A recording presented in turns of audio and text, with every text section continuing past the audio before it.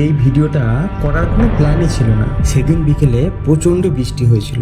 বৃষ্টি থামার পর বাইক নিয়ে পাহাড়ের রাস্তা ধরে বাড়ি ফিরছিলাম, কিন্তু তখনও জানতাম না ওই রাস্তার শেষে আমার জন্য কিছু অপেক্ষা করছিল। রাস্তা প্রায় ফাঁকা, দুপাশে শুধু ভেজা গাছপালা আর কুয়াশা। কোনো গাড়ি নেই, কোনো মানুষ নেই, শুধু বাইকের শব্দ আর ঠান্ডা বাতাস। প্রথমে ব্যাপারটা বেশ ভালোই লাগছিল, কিন্তু কিছুক্ষণ পর হঠাৎ খেয়াল করলাম আমি অনেকক্ষণ ধরেই চলছি, অথচ সামনে বা পেছনে একটা মানুষও দেখিনি। ঠিক তখনই এসে পৌঁছলাম এই জায়গাটিতে।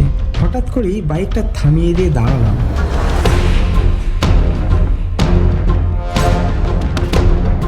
খেয়াল করলাম ঘড়িতে তখন সময় প্রায় রাত্রি 8টা।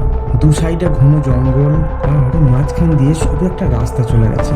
চারপাশে কেউ নেই, শুধু ভেজা মাটির গন্ধ আর ঝিঝি পোকার ডাক।